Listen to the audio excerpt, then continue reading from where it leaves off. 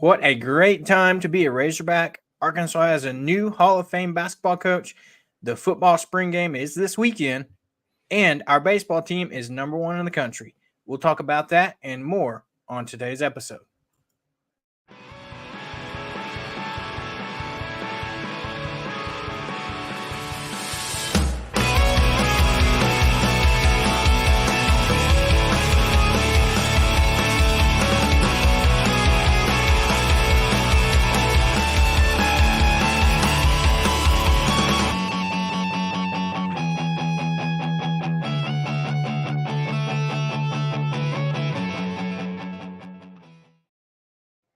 Welcome into episode 72 of the Woo Pig Weekly Podcast, your go-to podcast for an in-depth dive into all things Arkansas Razorbacks.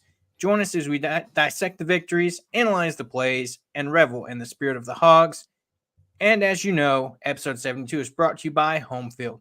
Step into the legacy of collegiate style with Home Field's premium vintage apparel. Embrace the spirit of your alma mater or favorite team with our meticulously crafted, comfortable, and stylish collection. Elevate your game day attire and celebrate the rich history of college sports. Home Field, where tradition meets modern comfort in every stitch. You can visit Home Field, use promo code Variety Sports in all caps to receive 15% off that first order. And they got a fantastic Razorback collection with an ever-evolving, selection of Razorback gear. And we're just going to jump right in. The thing everybody's talking about, and if you missed it, you must be under a rock.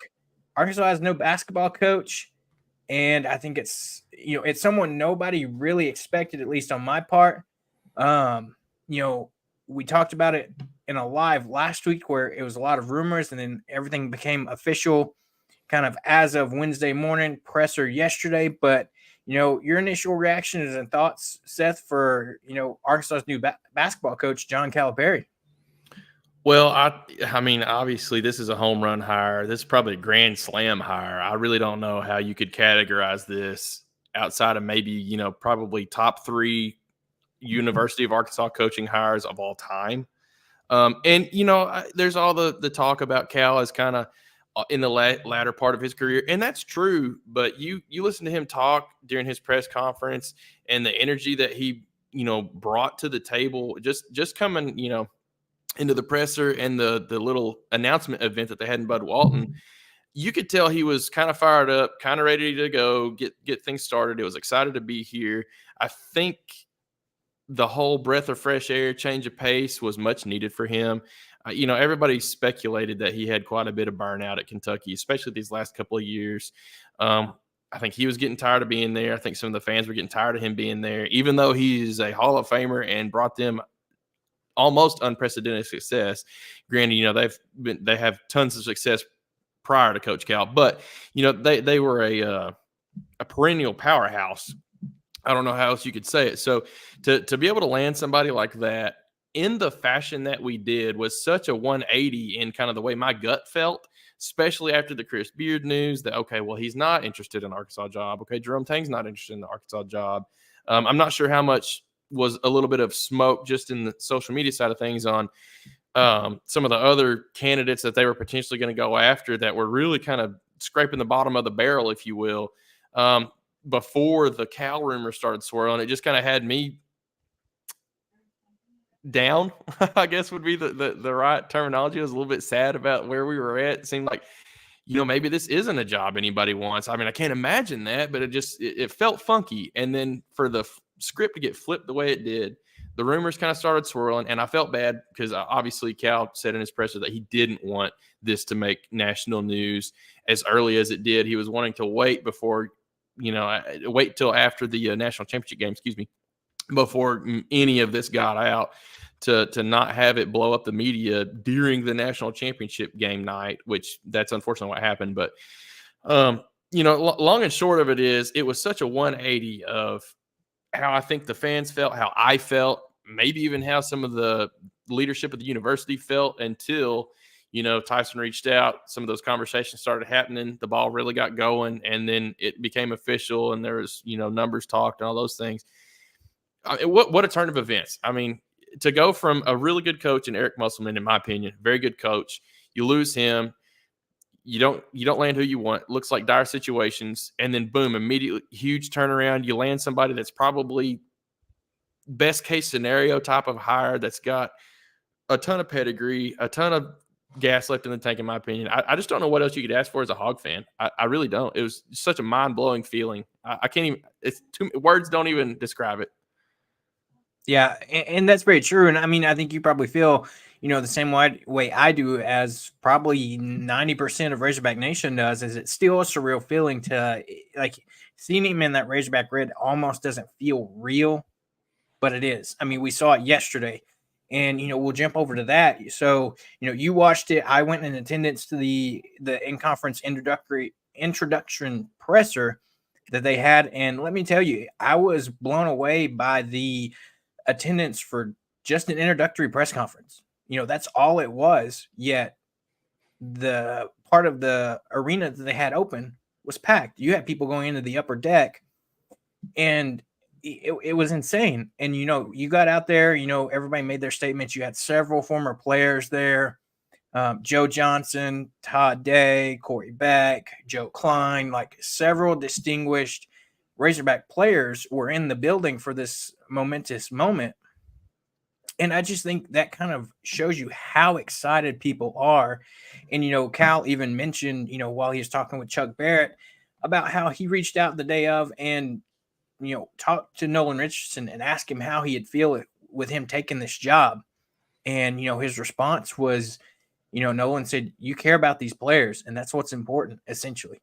And so when you look at it, and I think, we kind of had a skewed vision of Coach Cal. We saw him from a reverse perspective of he's the opponent's coach. We saw him on the sidelines, but didn't pay a ton of attention to anything other than that. But, when he sat down talking and going through, what went through his decision. So, like you mentioned it, they kind of had met end of last week in Phoenix as they were getting ready for the championship game. But he didn't want to have any talks and anything get out before that. Unfortunately, yes, it did. But one thing that I thought was really important that Cal said was he was talking about how, he was talking to his priest, and he said, I've got a difficult decision to make. He's like, what do I do here? And it really stuck with me what he said. He said his priest told him, he said, what I want you to do is take an hour walk. You take that hour walk, the first part, think about how you'd feel to be the Arkansas coach. Then on the other half back, think about how you'd feel if you stayed at Kentucky. And said he did that. And as he was thinking about that, he said he was thinking about the Arkansas job, and it got him really excited. A fresh start, really something he could see himself doing. And then he said he was thinking about if he returned to Kentucky, and he was talking about how him and his wife, and if you missed the presser, she's now the princess. So, everybody just pay attention to that. But he was talking about how in Kentucky they were there for 15 years and said that they gave everything they had. They didn't leave anything on the table, and that it was more or less just time for a change. And so he said he ultimately made the decision and, let Hunter know Monday night about 11 o'clock. So super late Monday. He said the contract talks didn't actually take that long, as in that was, maybe 15 minutes, which is very surprising. But, if you got what they're going to need already ready to go, I'm sure there's not going to be much negotiation there. And then, he showed up yesterday, flew into Drake Field in Fayetteville, had a great, audience there to welcome him to Arkansas. And then we had that presser yesterday, and then immediately had a press conference with media after that. And, just from hearing him talk, I think for me, it's just, a great perspective of him. And, I got to see him in a different light. I know you said you watched that press conference. What did you take out of that, Seth? Yeah, I thought the exact same thing. You can tell his tenure at Kentucky, obviously a lot of people hated him just because he was at Kentucky. They hated Kentucky for being as good as they were, for how long they were, and all that kind of stuff. You do have to kind of respect it. Very similar to like a Nick Saban-esque type of comparison, where Cal's never been in any type of like hot water for any type of morality issues. There's been speculation around, NCAA violations, but nothing ever really has stuck. There's been plenty of things thrown, but nothing's ever stuck.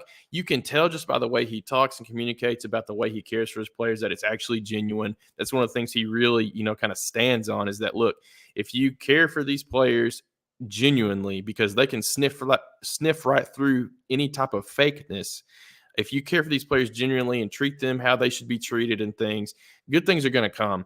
You're going to get the players you want. You're going to have a respectable program. You're going to have the state's respect from fans and things like that. It's just, I really kind of resonated with that a lot with what he was saying along those lines, that if you do all the little things correctly, everything else kind of falls into place after that, as far as the wins and losses and player recruiting and all that kind of stuff. If you do those little things right on the front end of it, a lot of things fall into place after that. And it really kind of spoke to me as the type of person he was and the type of leader that he is and wants to be, for young men.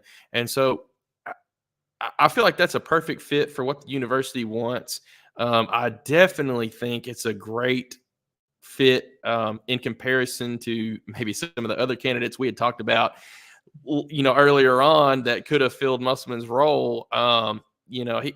Even Calipari said himself, he's a hard coach, but he's not a coach that goes out and cusses players and gets fired up and makes rash decisions and things like that. Even though he is a very tough coach and leads a tough program, you can have both.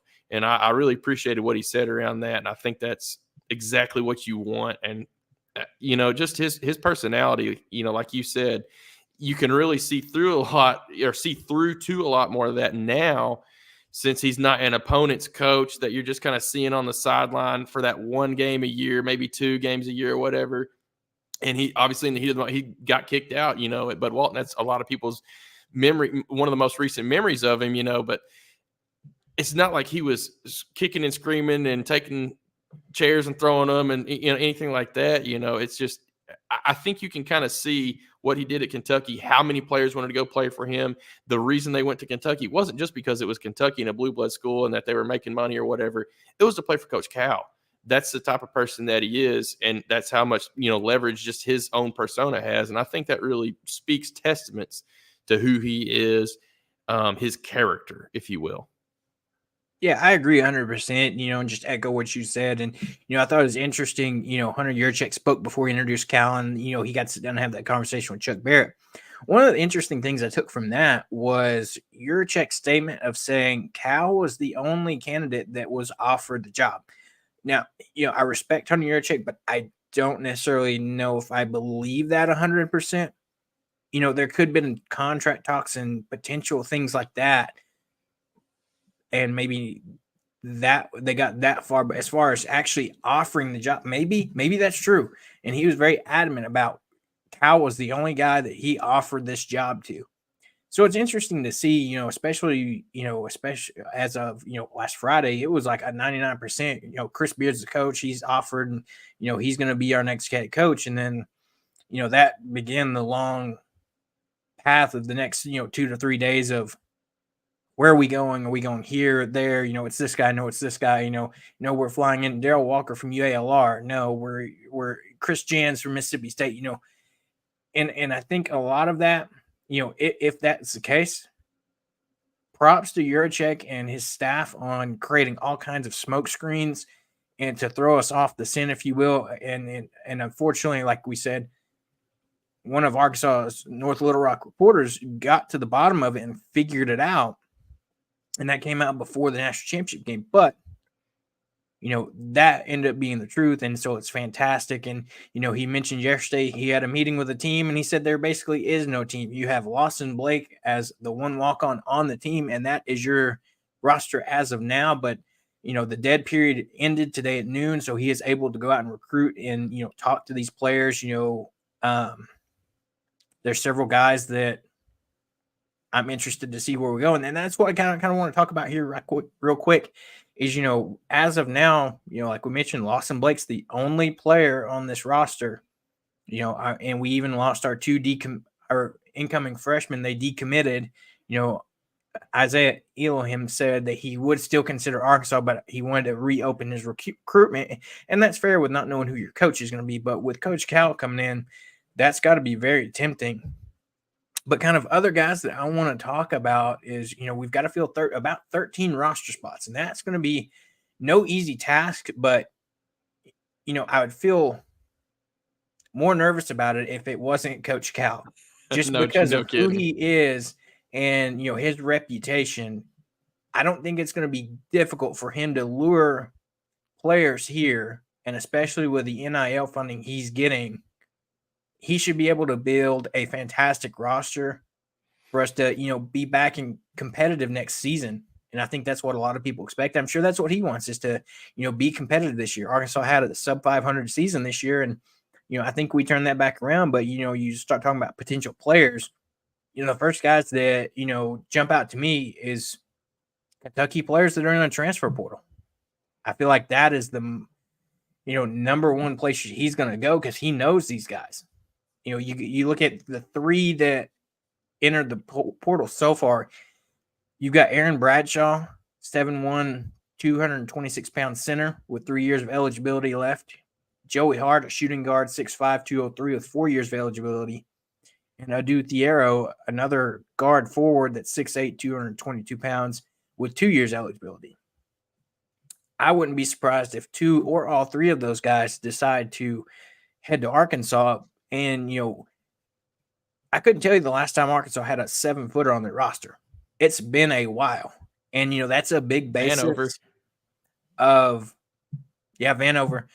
But, one that can contribute pretty good. If you look back at Cal teams, what's a consistent? He's always had a dominant or semi-dominant big man that contributes a lot.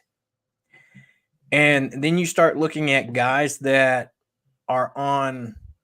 were committed to them, that have decommitted from Kentucky and that have requested their, release from their NLI. And, one guy we want to talk about here is Jaden Quintance. He's a 5-star center, 6'9", 230, that, from what I've seen, his dad said that he's more or less committed to Cal and will follow him wherever he goes. So there's a good chance that, he decides to head to Arkansas. You got to think Samto Cyril, another center that's 5-star kid, 6'10", 240, that he decommitted and asked for his release today.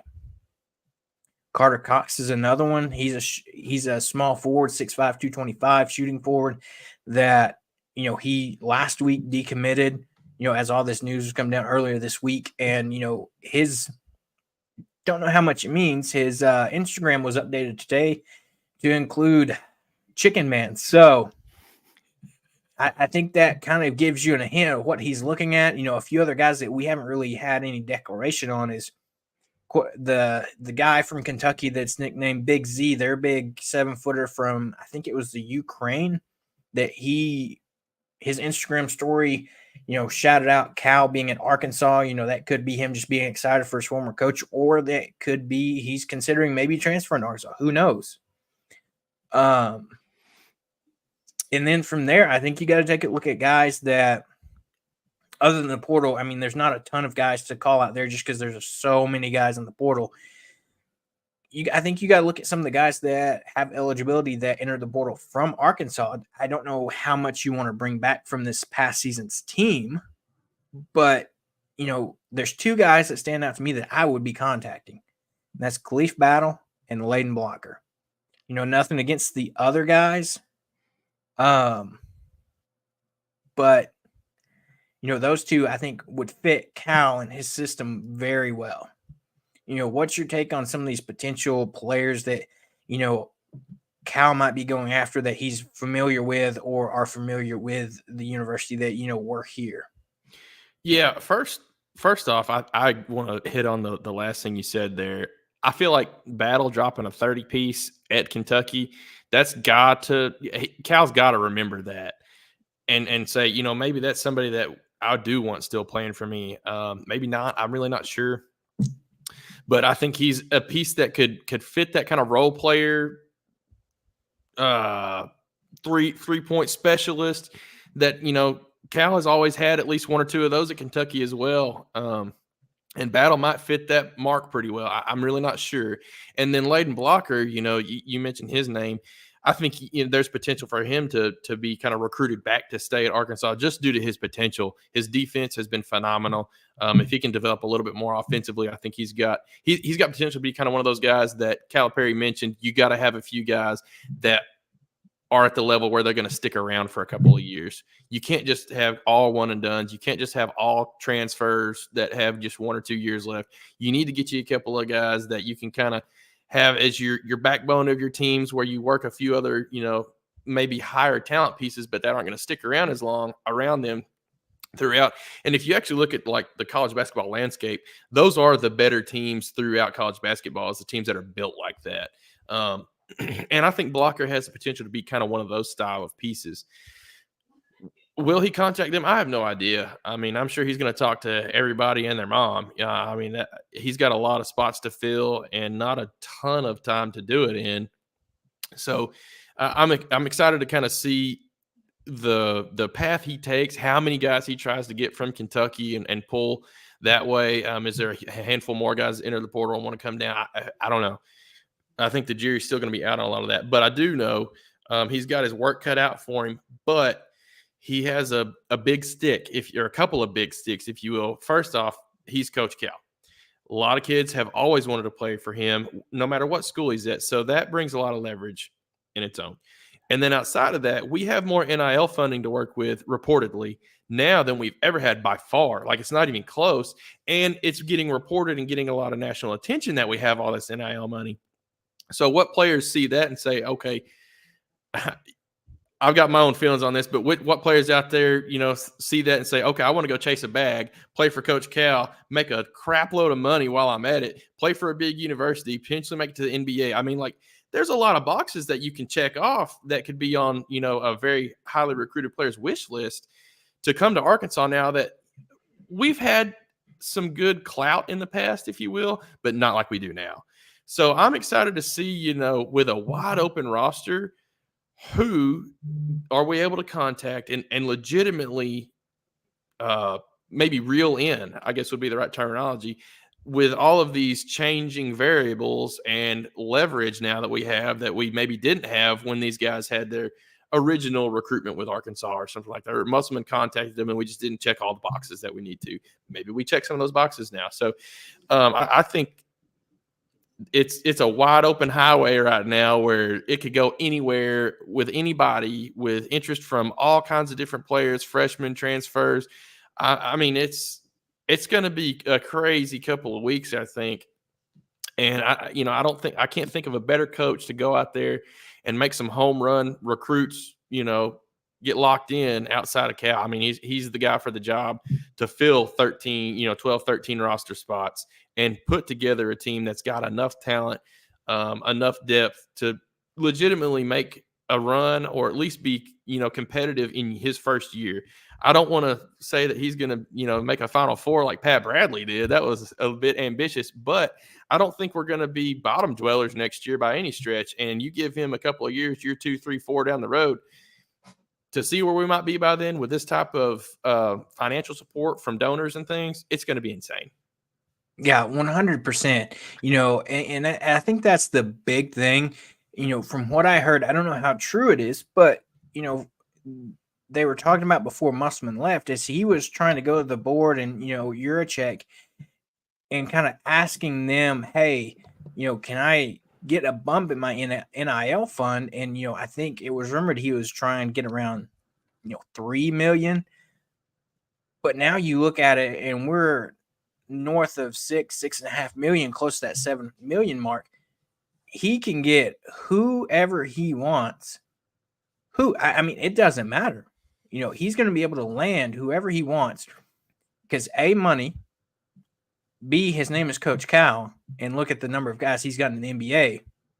I mean, and Arkansas is not a bad program. He even hinted at it yesterday. He said, this is easily a, top 15, top 10 job. He said, he's here. I mean, it's one of those things where with all those things combined, I think you're going to see it. I mean, even DeMarcus Cousins on his show podcast that he does, said that, with Cal coming to Arkansas, you're going to see a lot of those number one recruiting classes come to Arkansas. A lot of those celebrities come to Arkansas. That Arkansas is going to be the place to be over the next few years just because of who Coach Cal is. And, also the, national attention. I wouldn't be surprised to see a lot more national televised games for Arkansas over the next, 4 to 5 years. And, another guy that Arkansas has talked to came out today that is Dre Davis from Seton Hall. He was a pivotal player for the Seton Hall team that won the NIT championship. He's a guy that 6'5", 220, averaged 15 points, 5.9 rebounds, 1.6 assists, and 1.3 blocks on shooting 49.2% from the field this past season. He shot 84% from the free throw line and 35% from deep. So he's a guy, you can already see Cal's going after players that can come out there and play and be intense. So I just can't wait to see all the different guys that we reach out to. I'm sure we're going to have a handful of, like we said, those Kentucky players. But you look at the top 10 of the transfer portal, I wouldn't be surprised if we get, a decent chunk of that. And I think this roster has the chance to be very interesting next year because you're going to have to rely, I think, heavy, at least this first year, rely heavily on the transfer portal because you can't fill out a full roster with just a signing class. Now, if he was able to sign 13 freshmen that were very highly recruited, props to him. He would be the guy to do it. But I think you're going to probably end up with 4 to 5, young freshmen incoming. But then the rest of your other 8, 9 guys are going to be transfer guys that come in.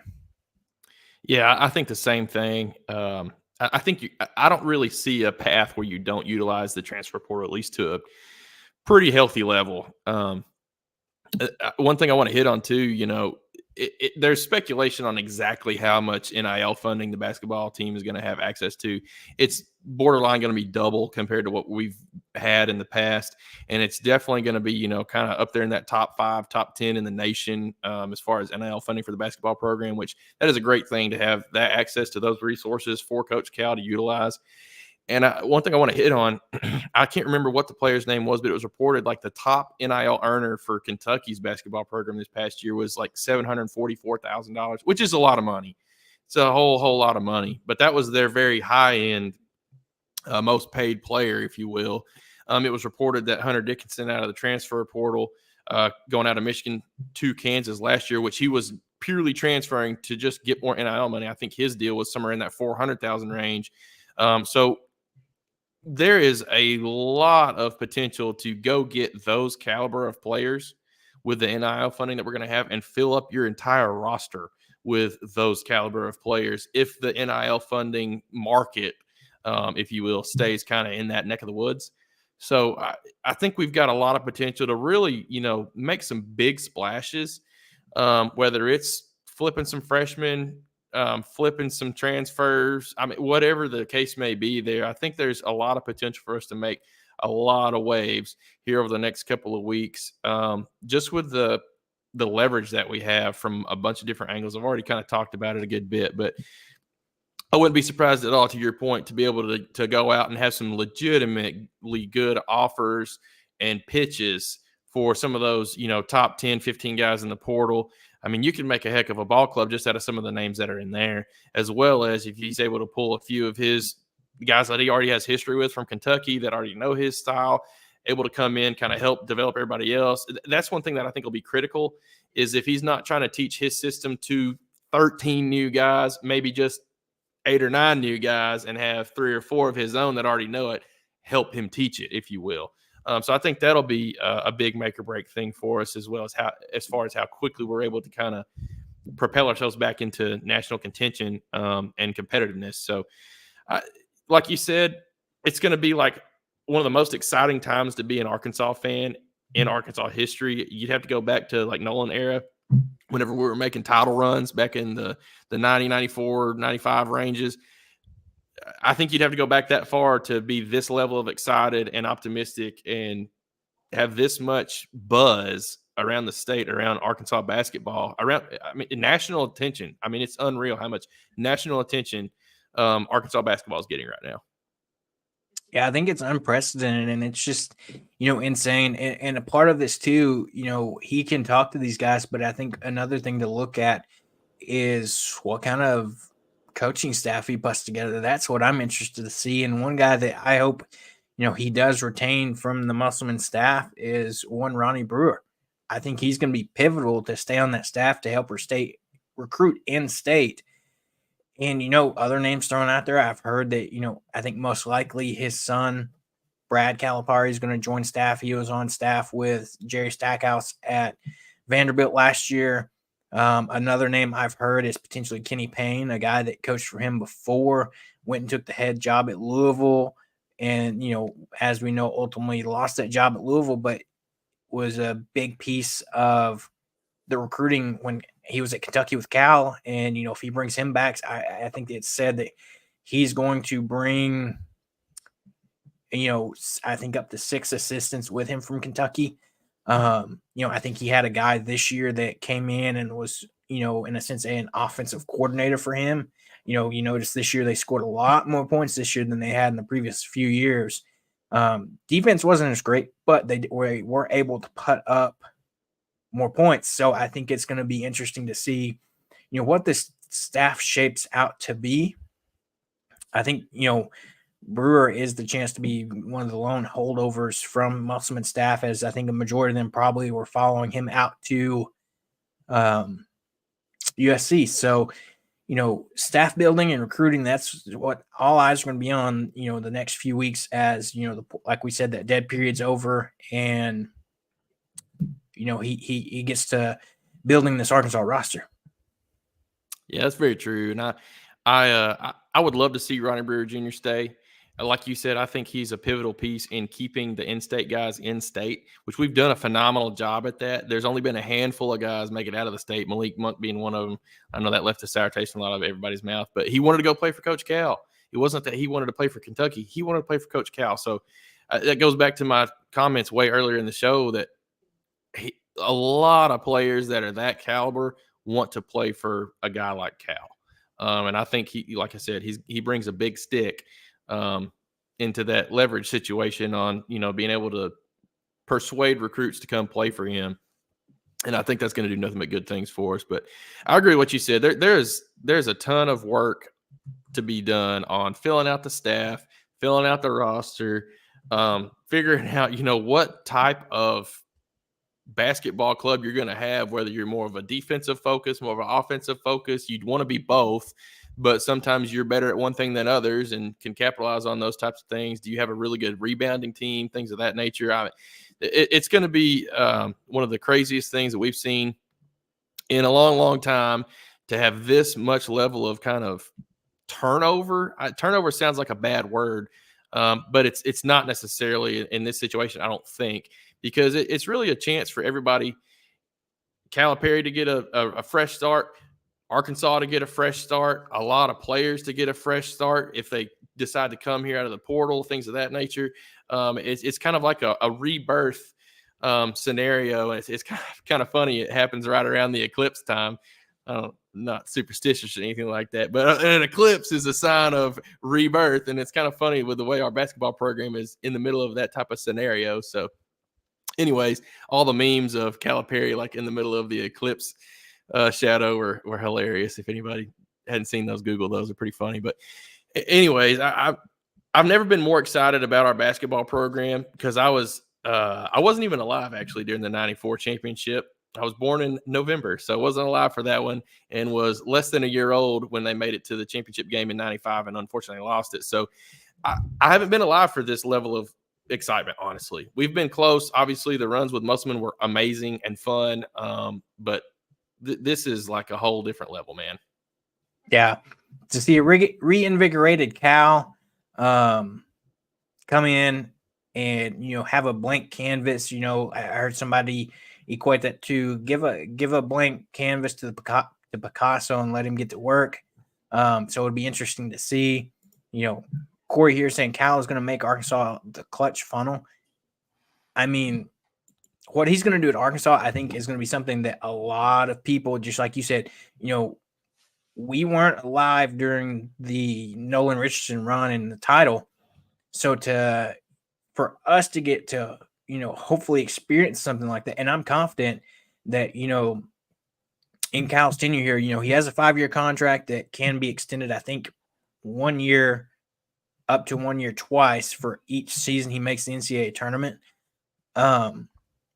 Within those 5 years, I feel pretty confident that we'll see Arkansas hopefully in the Final Four or even deeper in the run with just, who he is and what he can do. And, that's going to be big for this Arkansas program. Like he mentioned, thank you to Musselman for getting it back to, Arkansas basketball back to relevance and getting it back to, close to what it was that Nolan Richardson era. But now it's time for somebody like Cal to take over and take us even further. And I'm so excited. And you know what else I'm excited about? We've got a big event coming up next weekend. We've hinted about it, thrown some stuff around about it, but, we're officially going to announce it. We're having a live show with our partner, Scarlet Letter, at their Core Brewing in Springdale. So if you live in Northwest Arkansas or even want to make the drive up from wherever you're at, feel free to come out. We're going to be there on the 20th, 6 o'clock. So we're going to start the live show. Feel free to jump in and come by and watch, some of the baseball game with us as they're on the road versus South Carolina. But it's going to be an exciting time. Hopefully we're going to have some special guests there. But, come out to the live show.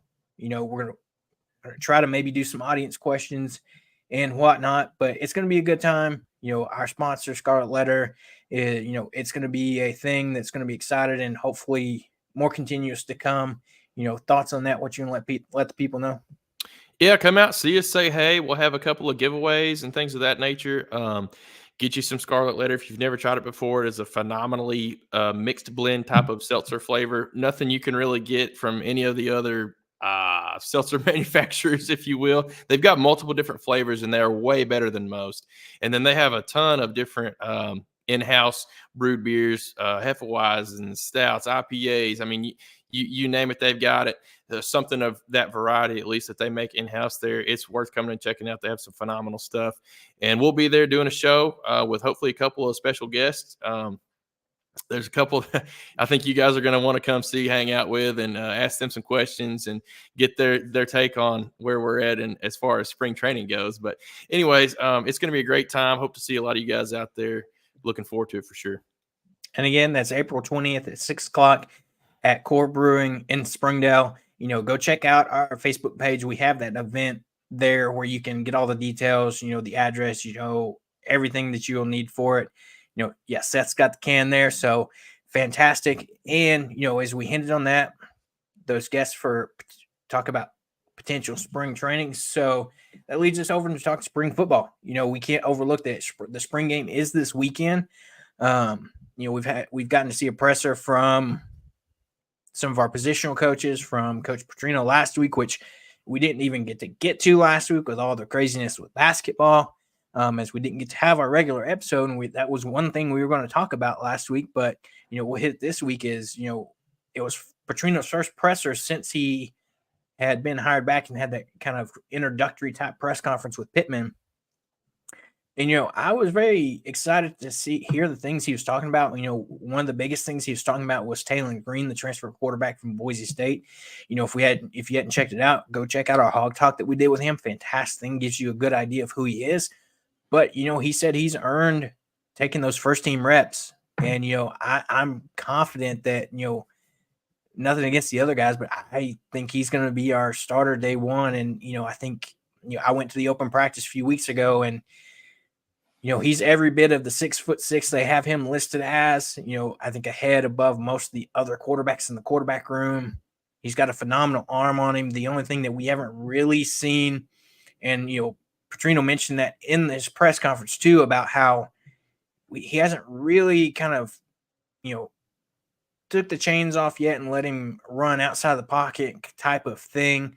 He said not comparing him to Lamar Jackson, but they didn't really know what they had with Lamar until they finally in practice just said, all right, if he's in the pocket, you can't hit him, and told Lamar if he wants to get out and run, he told the defense, try to tackle him. So I want to see, and hopefully we get an idea of that on Saturday, what Taylor looks like when he gets out of the pocket and has that long stride and takes off, and how quick he is, and how similar he can be to breaking tackles like we have gotten used to seeing with KJ. I'm very interested to see what that's going to look like as we get to the spring game on Saturday. Oh, dude, me too. The biggest thing, is like you said, nobody really truly knows what he's able to do with his legs, outside of what you saw back at like Boise and things. And he looked good with his legs there.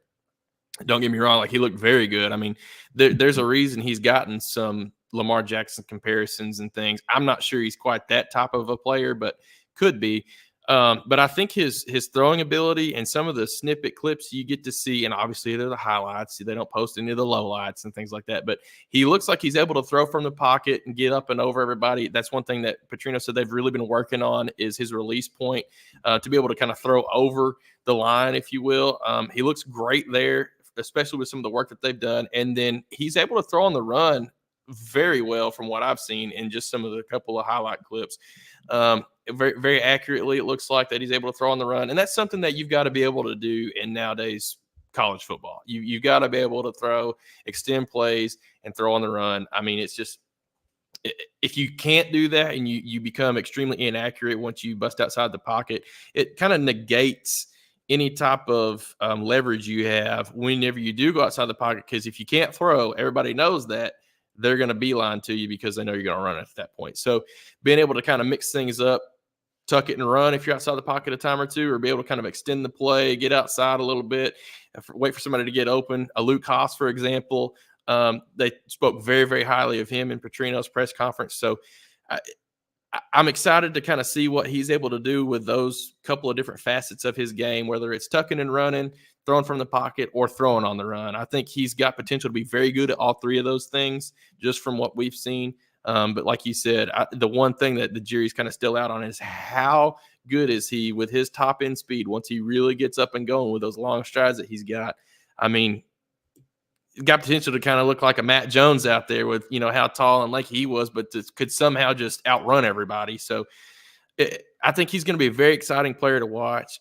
I think it was somewhat his job to lose when he came in, but I think from what everybody said and the type of kid he is, just like you said, us talking to him, he was very, very blue collar, kind of hard work mentality, chip on his shoulder, want to get out there and really prove himself. I think he's done just that, and really, really earned this position more so than been given this position. And I think that just speaks volumes for what we're going to see from him. And then the other thing that Petrino really hit on that he's impressed with and thinks has a really good shot at being good this year is the offensive line, and it needs to be good. They really need to have made a big step up from last year. He talked tremendous things about some of the transfers, a couple of the returners, the way they're gelling together right now. A lot of the clips you've seen online already have really kind of highlighted how those guys already seem like they're good buddies. They communicate well together on and off the field. You can tell that just by some of their interviews. So that's a great thing to see that they've got good chemistry already. It gives me good confidence that they're going to be able to communicate well on the line, be able to call out coverages to each other, communicate well with the quarterback.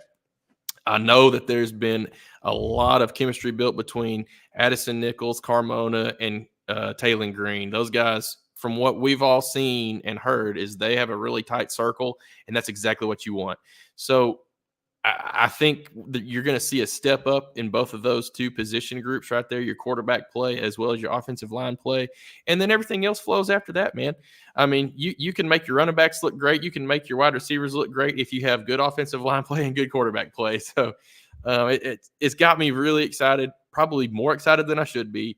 But just hearing some of the things Petrino talked about, where this team is already at as far as offensive understanding. They've tried to simplify a few things to where everybody is able to grasp it at a good rate. And I think that's going to be something that we see, kind of out the gate in the spring game. At least I'm hoping that we see that the offense is able to kind of get rolling early and click on all cylinders. Yeah, 100%. I think like a big key that Petrino hinted on, Petrino's a great guy to work with quarterbacks, is improving Taylon's, completion percentage from last season, he was around that mid 50% mark. And so that's one thing that we want to see improved, and you've got to see improvement from. And I think he's going to have a little bit more talent around him, and that'll definitely help. But that's exciting. So get out there. Spring game, like we said, is Saturday at noon. You can get there early. Hogtown, they're going to have a lot going on, a car show, lots of tailgating type things going on before the game starts at noon. So that's going to be fun. Get out there, get to it, and, get a preview of what this Arkansas team might look like before we go into kind of that spring or summer break before they start practice, later in the summer towards the fall. It's free, I think, too. Yeah. It's hard to beat free, and that's one of those things where if you don't got anything going on, get out there and go check out some Arkansas spring football. And, we also got to talk about, you look at our gymnastics team. They are headed to NCAA semifinals. They got a big win, or two, not necessarily wins, but they had two fantastic performances this past weekend in middle of last week as they, were competing in the Fayetteville Regional. They advanced on to the regional final where they had a great outing on Wednesday. And then this weekend, they had a great meet where they placed in the top two along with LSU to move on to the semis in Fort Worth. So here in a week or so, they are going to be down there taking on and participating in the national championship semifinals, which is big for Coach Weber in this program. So if you can tune in to watch that, Arkansas tennis, Arkansas women's tennis team, they unfortunately failed to number 39 LSU 4-2 on April 5th. They failed to number 11 A&M 4-1 on April 7th. Arkansas men's tennis, they beat number 37 LSU 4-3. They knocked off number 8 Texas A&M 4-3. They beat number 51 Rice 4-1. Fantastic there. And then, as we got to jump over to our Diamond Sports, which are doing really well right now, Arkansas softball has another big road matchup this weekend as they head to South Carolina. As we'd recapped on Sunday, they had that big win at Georgia to start conference play after Auburn, and then they came back home, took care of Missouri and 2-1 in that series. And then now they go on the road to South Carolina, which, yet again, I'm not surprised to see we're playing a ranked team here. So that's going to be something that I think is going to become more frequent. All the SEC softball teams are ranked pretty much. I was about to say that's so true. And, we're going to preview this South Carolina matchup, and it's going to be interesting. This South Carolina team was a team that won 40 games last season, returned to NCAA tournament for the first time since 2019. They got in a group of freshmen and highly talented transfers. That group of transfers is led by former Stanford second-team All-American pitcher Alana Vawater. She was a 3-time All-Pac-12 selection. She led Stanford to a Women's College World Series last year after going 21-8 with a 1.81 ERA. So she's going to fill a void that was left by Donna Goburn, their All-SEC fireballer from last season. She's going to be one of those that she can't do it all by herself. They have a fifth-year returner and senior Bailey Bentonbaugh, 9-3, 2.41 ERA last season, and then sophomore Jory Hurd, 6-3 last season with a 3.71 ERA. They added a talented freshman, Sage Marjeko, who is a USA Today National Softball Player of the Year. Reagan Bennett, a two-way player that was named Michigan's Gatorade High School Player of the Year last year. So, they're going to have some arms in the circle, but they're also returning solid batters behind the plate. One person that you're going to want to look at is their senior Jen Cummings, hitting 276 with a 497 on base percentage, 3 home runs and 26 RBIs last year. Julia Desidero, hit 252 last year with 2 home runs and 22 RBIs. And, their biggest batter back is Brooke Blankenship, hitting 300 from last season, 28 RBIs, 11 stolen bases.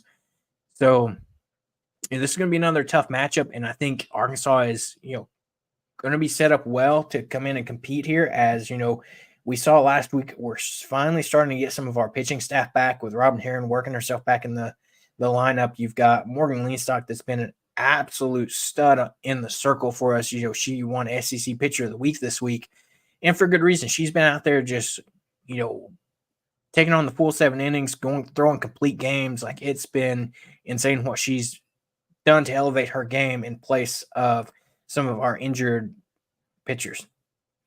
Yeah, no kidding, man. I mean, she's really stepped up well, because earlier on in the season, I thought Robin Heron was going to kind of be our main ace that carried most of the innings, if you will. So having somebody that's really stepped up and can show she can do it too, you've got, in my opinion, 2 really good workhorses right there, and then you can kind of sprinkle in, Cammon's in and a few of the other ones kind of around there where you need them.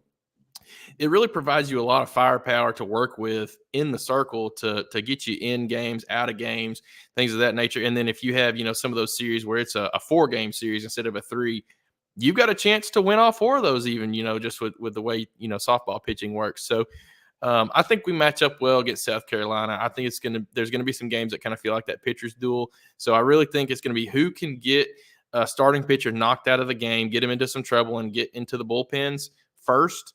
That's real. To me, that's going to be kind of one of the critical factors on who's going to win these games, is who can knock out the starting pitcher first, whether it's drawing some walks, getting in their head, or just hitting the ball. Whatever the case may be, if you can kind of get outside of that, you get a little bit better chance of success. So great matchup, in my opinion. This will be a pretty tight one. I hate that it's on the road. That's one thing that I think could be a little bit tough for us, but we're a dang good ball club, man. I mean, we're just as good as South Carolina, probably better in my opinion, obviously, and I think this will be a tough one for sure. Yeah, that's very true. No midweek games for the softball team this week. As we jump over to baseball, it's like Dave Van Horn said in his press conference after one of these midweek games. They asked him about Coach Cal and the coaching search. He said, that's fantastic. We got the hire essentially, but he's glad that coaching search is over, and now we can get the baseball season. And I mean, rightfully so. This team is number 1 in the country and have been for a few weeks now. Rightfully so. I mean, you look at them and, the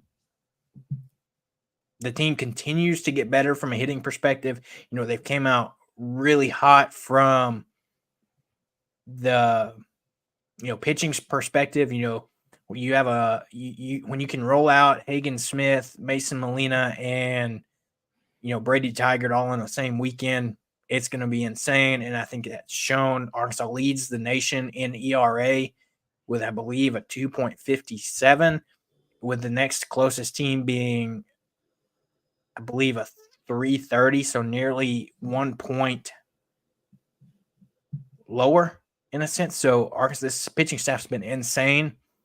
And we'll start with this midweek game. Arkansas played a 2-game series against San Jose State, where they got the sweep here. They won game 1 5-1. Ben Bybee got the start in this one. He's been a guy that we didn't see a lot at the beginning of the season, recovering from being illness, and I think he had some type of hamstring issue early on. But ever since he's returned, he started several of these midweek games, and he's looked pretty well. I think he's going to be a guy that can maybe be a key reliever for us, in some weekend SEC series. He started this game, went 5 innings, 55 pitches, 2 hits, 1 run, 4 strikeouts. You had Christian Fouch come in for an inning, going 14 pitches, getting 2 strikeouts. Gage Wood, 1 inning, 10 pitches, 1 strikeout. Hunter Dietz, 1/3 of an inning, 8 pitches, 1 walk, 1 strikeout. For him, a note for him, he did leave the game early due to a potential injury. They pulled him after some arm soreness after just 8 pitches. We're still kind of waiting on a word to hear what's necessarily going on with him. And then you had Stone Hewlett come in to close it out in the final 1 2/3, going 23 pitches with 2 strikeouts. That's probably his longest outing that I've seen. He's usually one of those guys that comes in for maybe 6 pitches to close things out. But that wasn't the only thing headlined in this game. You had the bats look pretty well too. Arkansas won this game 5-1, so put 5 runs across the plate. The San Jose State team started out with a solo home run in the top second, and that was it for them. Arkansas turned around and posted a 3-run bottom of the second, thanks to Stovall and Souza both having RBI hits. Stovall tied the game initially with a 2-out RBI single, followed up by Souza with a 2-out, 2 RBI double that put Arkansas up 3-1. Then you have Ben McLaughlin start the third off with a leadoff home run dead center. In the fifth, Vahiva Loy, a guy that's continued to get better and better as the season's went on, hit his 9th home run of the season for a solo shot. On the day, Stovall 2 for 5 with an RBI, Souza 1 for 2 with an RBI. He's hitting 362, 439, 741 on the season so far. He's hit 20 RBIs and 6 home runs so far. He hadn't even played a full season, really. He's been getting intermittent playing time, and he's done that. That's incredible. He is the reigning SEC Freshman of the Week, too. So he's been, locking up that DH spot pretty well from the way he's been able to, work the bat in that DH role. But we saw him get the start at third base here in both these midweek games. And, from a lot of what the commentators were seeing, from what I saw, it looks like he could turn into a pretty good third baseman, in the next couple of years. He's mainly a guy that's played, I think, second and in the outfield, some shortstop. So third base is new to him, but as they were talking about, he's the build of a third baseman, the speed, the athletic ability, and then to have that kind of bat as your third baseman is going to be phenomenal in the future. I think he's solidifying himself to be kind of that play him anywhere you need him, kind of like a Stovall, for example, because Stovall's played first, he's played second, he's played some short. Heck, I think Stovall's even played third back a couple of years ago for some funky midweek games and stuff. So I think Souza kind of fits that mold almost the exact same way. He's got a really good bat and is so versatile in the infield. You can play him pretty much anywhere to make sure his bat stays in the lineup. So, gosh, man, what a heck of a freshman. He is phenomenal. So true. And then you jump over to this next midweek game. Arkansas wins 8-2 in this one. You have Colin Fisher, guy we've seen a lot in the midweek games, get the start Big here. Big Tuna, 100% one of the best nicknames out there. Unfortunately, not his best outing in this one, where he was only able to go 3 innings here, 65 pitches. He issued 3 walks, 3 strikeouts in this game. You saw Cody Frank come in for 2 innings, at 29 pitches, allowed 1 hit, 2 strikeouts. Jake Faraday came in for an inning, 12 pitches, 2 strikeouts. Parker Coyle, 2 innings, 28 pitches, 3 hits, 2 runs, 2 strikeouts. He's the guy that, cannot seem to get a good inning under his belt this year. He's a guy that Dave Van Horn bragged on a lot, going into, right before the season started, said he's the guy that, made the biggest jump that he's seen out of all the pitchers.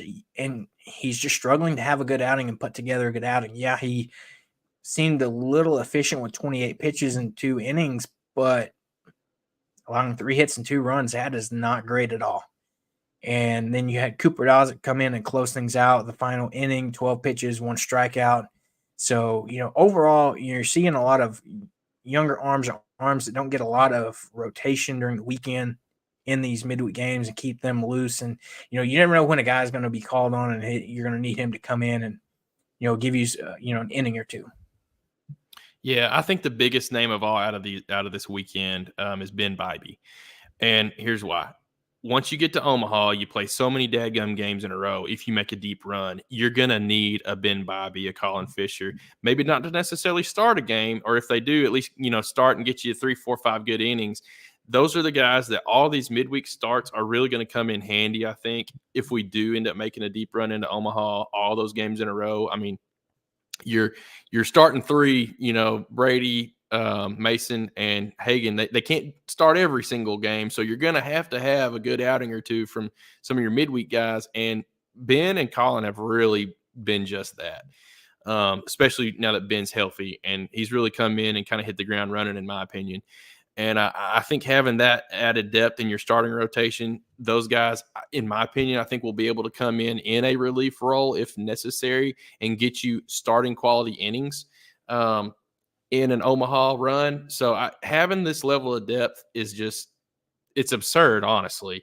But it really bodes well to set up a deep, postseason run once you get to Omaha, to where you've got guys you can really rely on, especially, a lot of times you won't start your ace your first game at Omaha, because a lot of times if you've got a really high seed, you'll have a better matchup. You might want to save Hagan Smith for a different night. Even if you want to save Molina and Tiger, you've got a couple of guys here that could start you that first game against one of the lower seeds potentially, especially considering you've got a guy like Iron Man Will McIntyre and Gabe Geckel that could come in, say they only get you 4 innings. who cares? Throw McIntyre out there, get the win, and then you still have three solid aces for the rest of Omaha. I mean, the equation really, really looks great right now as far as being set up to have a team that's available to make a really, really deep run if you make it to Omaha. Obviously, there's a lot of work to be done before that point, and I'm getting way ahead of myself here, but like this is the best I think we've ever been set up from top to bottom in our starting pitching, bullpen, closers, the whole shebang ever. I mean, really, I can't even think back to a team that was this deep and this talented. Yeah, that is so true. I mean, you look at this team, we're so far through the first 4 series of SEC play, and we've swept 3 of the 4. I mean, that's insane. I mean, this is one of the best starts in Razorback history that they keep talking about. I mean, everything seems to be coming together. I don't want to say anything and jinx anything, but the way things have come together, it's just been a very, optimistic and interesting season. A lot of what people were expecting. I think maybe a little bit more, but you look at the rest of this game, like you said, there's a handful of guys that we didn't even mention that didn't even come out and pitch this weekend. McIntyre, Geckel, guys like that are going to be key as they continue to develop down the stretch. In this one, and like we said, the bats keep getting better. It seems like the deeper into the season we get, which is normal. Usually sometimes you have teams that come out hot at the beginning of the year, but a lot of the times, a lot of these guys, it takes a little bit for them to get going, but once they do, you see it. And I think, Viva Loy and Nolan Souza are 2 examples of that, guys that maybe start off a little bit slow, but have really taken steps forward in their development at the plate. And in this game, Arkansas took the early 2-0 lead, thanks to a RBI sac fly from Stovall and a 2-out RBI single from McLaughlin. Arkansas extended its lead 4-0 thanks to a 2-run double to the center in the bottom of the 5th. And then San Jose State did cut the lead to 2 in the 7th, but Arkansas answered with a 4-run inning of their own. Jack Wagner starting out with a solo home run, followed up by RBIs by Stovall, McLaughlin, RBI sac fly from Viva Loy to make it 8-2. On the day, Stovall went 4 for 4 with 2 RBIs, McLaughlin 2 for 5, a double, 2 RBIs. Jack Wagner 2 for 4, that home run and an RBI. So, even some of these guys doing this are guys that don't see the field a lot on the weekend in that rotation. And it's like you've said, you said it Sunday, on our recap show where we were talking with John Bolton. It's not 1 through 9. It's 1 through 13, 14, whoever else plays besides your starting 9 that you see that all have the ability to hit very well. And I think that's going to be big as you're going into the weekend where we've got another road series where this will be our second one of the season as we head to Tuscaloosa to take on Alabama that has been, not the best team, but not the worst. Arkansas comes in with a 29-3 record, 11-1 in the SEC where we just swept Ole Miss. We've won 6 straight conference games. But this is a Crimson Tide team that comes in 22-11, 4-8 in the SEC. They've been hitting the ball well so far. They did suffer a 3-game sweep to Kentucky this previous weekend. But you got to look at what is Arkansas going to do and what are some players to watch for this Crimson Tide team as we go on the road. Alabama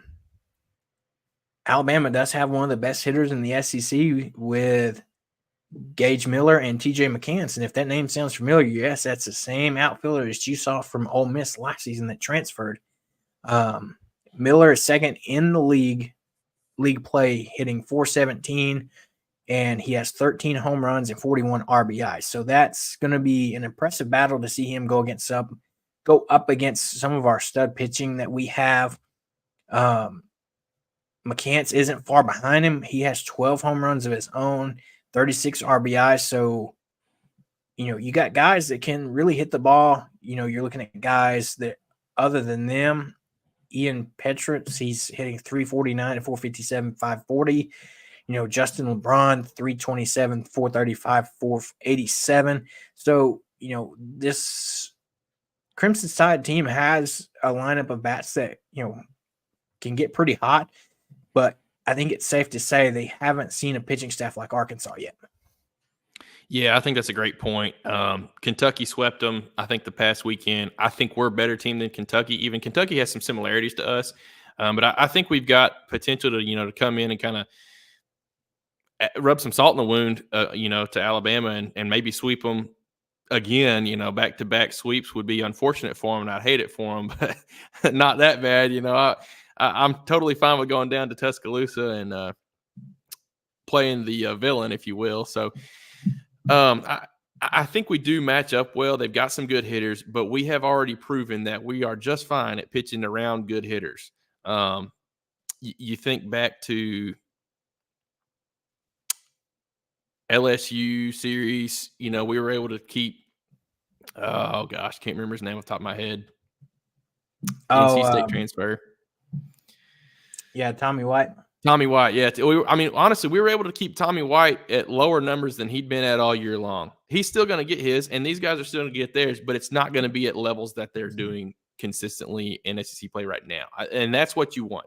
If you can keep guys under their season averages, that's a testament that you're a good pitching staff. And I've got full confidence that we're going to be able to do that, potentially shut some of these guys down completely.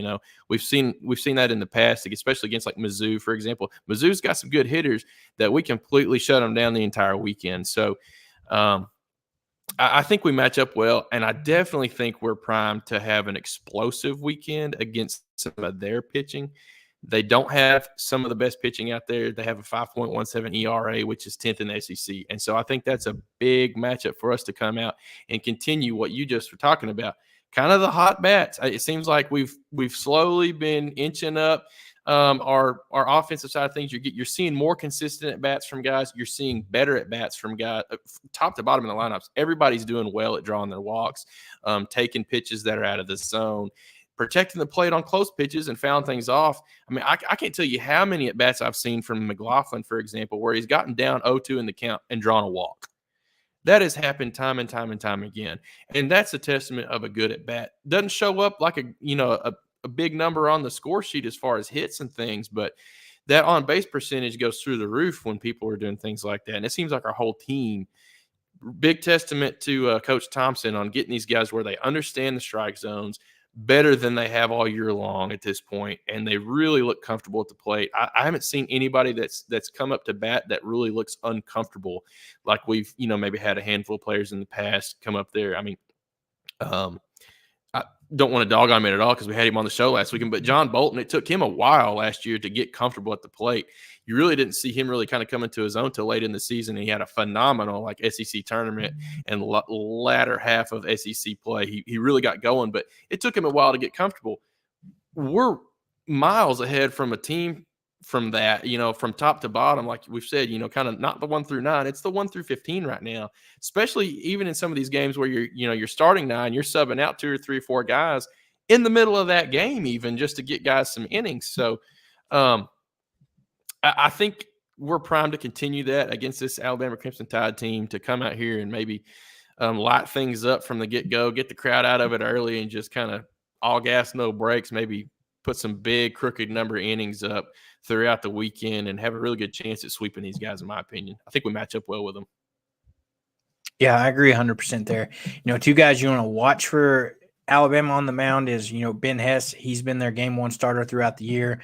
He's 3-2 on the season, has a 6.03 ERA, so a very hittable guy, a guy that I think, that Arkansas can take an advantage of, with the, our leadoff guys, our top 3 to 4, between Stovall, and it's varied on what order they're hitting in, but they're all really in the top 5 of that order in some position. But between Stovall, Aloy, Diggs, it's not easy. And even our 9, you get to the bottom of order, it's not easy. So, I think we should be able to have some good at-bats here. And then another guy, Arkansas or Alabama's most consistent pitcher, Greg Ferrone, 3-1 on the season, has a 3.28 ERA, so a little bit better ERA for him. He worked his way into the weekend rotation. He's probably going to be their Saturday starter. So in the end there, that's some guys you want to watch for them on the offensive side of the things. from the mound. So, with all that, Seth, what are you predicting for this weekend? Do you think we get the sweep or go 2-1? What do you see Arkansas doing this weekend? Well, I want to say we're going to get the sweep. I think we match up well, and our pitching is good enough across all three games, starting pitching plus your relievers. We've got, a name that we really hadn't talked about a whole lot that really looks like he's getting back to his old form is Gage Wood. So there's you another closer outside of Gabe Geckel, and Stone Hewlett has kind of turned into a little bit of a closer as well. I mean, you've got three legitimate closers. You've got three legitimate aces. You've got really three legitimate relievers in McIntyre, Cody Frank, and I would probably throw Fouch in there as a pretty good, kind of middle relief guy. That's the formula for a sweep, is that level of pitching, from top to bottom. However, it's so hard to sweep in baseball. John Bolton talked about it a good bit. You got to sweep when you can, but it is one of the hardest things to do, to take 3 games out, from somebody, especially when you're on the road. I think that's another thing to think about. We're not going to be as comfortable as we have been, not sleeping in your own beds and all that kind of stuff. So that's something to think about as well. So we're going to win this series, and barring something crazy happening. And Alabama is not bad, and they could get hot, and baseball's funky. But 9 times out of 10, we're going to win this series, either 2-1 or with a sweep. I don't know. I just can't imagine that there's hardly any type of scenario where we don't come home victorious in this series. That's just my thought. I agree. Give me this Arkansas pitching staff every day of the week. And hey, give me our bats right now too, man. I mean, earlier in the year, our pitching staff is getting us wins. It's the whole team that's getting us wins right now, man. Everybody's really coming on, and I don't even think we've seen the best hitting yet. Kendall Diggs really has yet to kind of have some of his continuous explosive weekends. He's had a couple of games here and there where he's looked explosive, but not like an entire weekend like he's shown in the past. If that happens where he gets hot for a couple weekends in a row, look out, man. I mean, it's going to be a tough lineup. Oh, 100%. So as we wrap up here, upcoming events for Arkansas, as we hit Saturday is our spring football game. The red-white game. Get out there if you can. That's going to be a lot of fun. Hogtown going on before the game. Game starts at noon.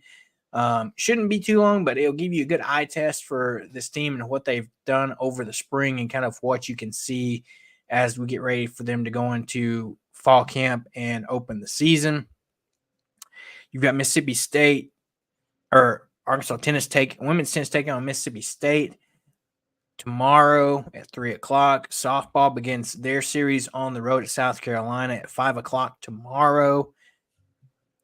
Baseball starts their road series with Alabama tomorrow at 6:00. So an hour later, so you can catch some of the softball game and then flip over to baseball or just dual screen it. Perfect example there.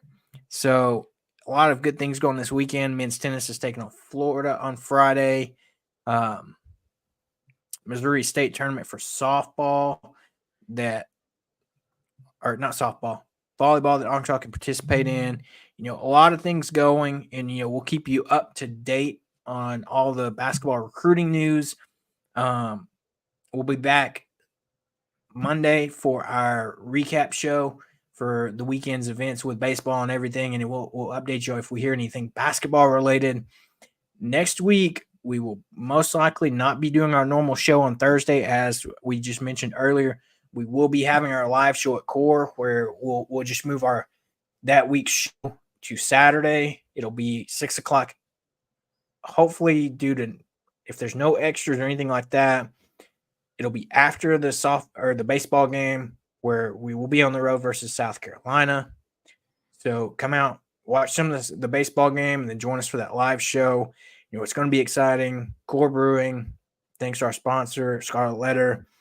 And, before we get out of here, don't forget to like and subscribe to the podcast on YouTube, Apple Podcasts, Spotify. Hit that subscribe button, that like button. That helps us produce more content for you. And thank you for listening to today's episode of Woo Pig Weekly. And we'll be back on Monday with our recap show.